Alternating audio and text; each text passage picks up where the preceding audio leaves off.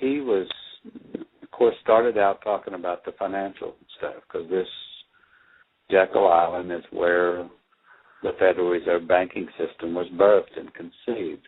And at one time, when it was functioning in the 1900s up to the 20s and 30s, some say one-third, some say two-thirds of the world's wealth would vacation on that island. Mm-hmm. It was the highest conglomeration of wealth in a single place very often anywhere in the world back in the turn of the century. So it just seems like a little island that's not anything significant at all now, but it's amazing to see the financial side of the history of that spot. And so I'm sitting there looking at some of the things that he's telling, and just thinking about some of the things he's telling me. We went out, walked around, and he showed me some of the cottages that had been restored, and the club itself, and the tennis courts, and they had a pier where the boats would come up, and he's just kind of showing me the grounds, and then we go to the museum.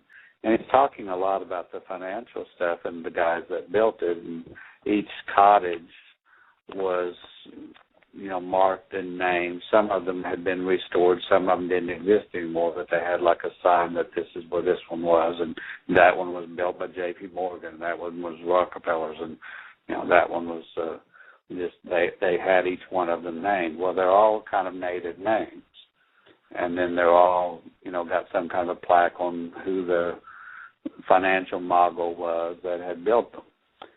And they're not really elaborate, luxurious mansions. They're just simple cottages for the most part, which was kind of interesting to know that the richest people in the world built them, and they were very low-key and almost like a cabin in the woods instead of a luxurious house like you'd expect. And they all had Indian names.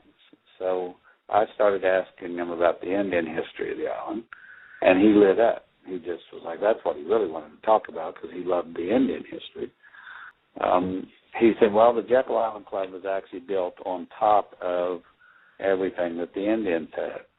So they just kind of wiped the village out and built the club on top of it. So wherever the chief's house was, there was a cottage now. Wherever the council house was, there was now the Jekyll Island Hotel. And he said everything that's built and visible today is actually sitting right on top of something that was significant in the Indian village when it existed. And I said, well, how do you know these were Native Americans? Maybe they were from somewhere else. He said, oh, no, they were the Timia, because they're well established along the Florida and Georgia coast, and he said we got a lot of stuff in 3 or 4 states about them, and they were quite prolific at one time. So he said, we know they're Native Americans. I said, well, all right, what else you got? He said, well, we got some skeletons. He said, you want to see the bones? And I said, well, yeah. That sounds, you don't get to see a skeleton very often. I said, are they where we can actually see them, or are they buried? He said, no, they're visible. So they had a burial site that they had been very respectful for when they built the museum. When they found a burial site, they didn't move the bones. They left them where they were, and they just uncovered them to where they were visible, and then they built the museum on top of it. They did basically the same thing with the museum that the Jekyll Island guys had done with their houses. They put a piece of plexiglass over the burial site so you could see it, but they were still trying to respect where the bones were and not move them. And so I'm looking at 4 skeletons of the Timucua chiefs. And they knew they were chiefs just from different things that were buried with them. So all of a sudden I look and I realize, man, these guys are really tall. And I commented to the guy that, how tall are these guys? They look unusually large. And he said, yeah, they're all about 8 or 8.5 foot tall. I was like, well, that doesn't seem like a normal Native American, especially the tribes that I'm familiar with. He said all the Timucuas were unusually tall, even the women. So, by the way, I've got a painting that you might want to see. It's actually the copy of the original. We've got it under lock and key. So I got a painting that actually shows the Indians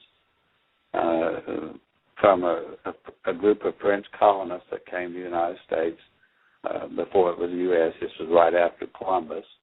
He said that it was the first colony of French folks that came over to try to establish a colony on the coast.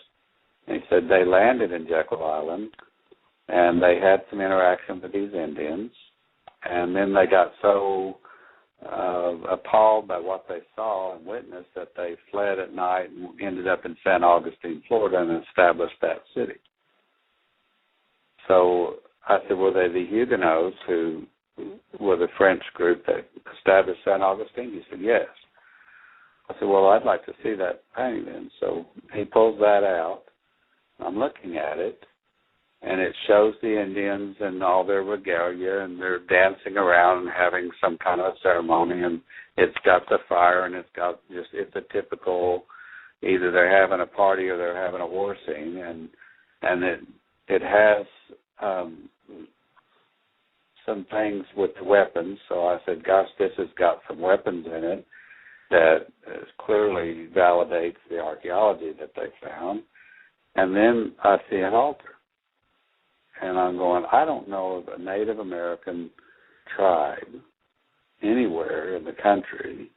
I know some that had log houses or high places or worshipped, nature in some way or had totem poles or that kind of stuff. But this one has a stone altar, and it looks a whole lot like the one that I had dealt with in the Middle East. So I said, at that point, then I thought, I believe this is why I'm here. I needed to see this and hear about this. At this point, I'm not that concerned about the financial stuff anymore.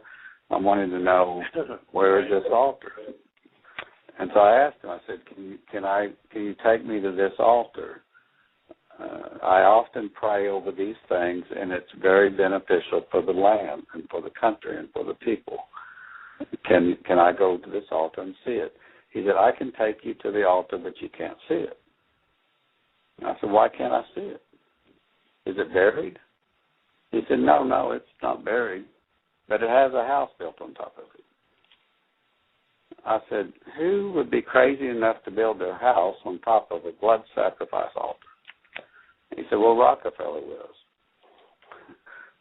We go over there, and he's got the keys, though. So we go into the house, and he takes me into the parlor, and he says, well, I know you're a praying guy, so you probably would like to have a little time to pray. He said, you're standing right on top of the altar right now. This is the room that is built on top of it.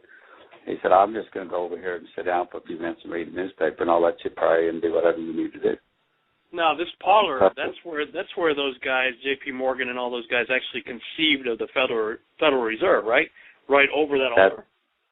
That's exactly right. It's the room that they were sitting in when they drew up the entire legislation and plan to pass it that became the Federal Reserve Act.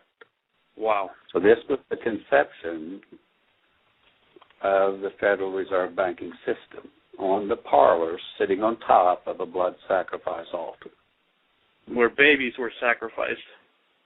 Yes. And so all of a sudden it's like, wow, no wonder our banking system has so much corruption in it, even when people want to do the right thing, No kidding.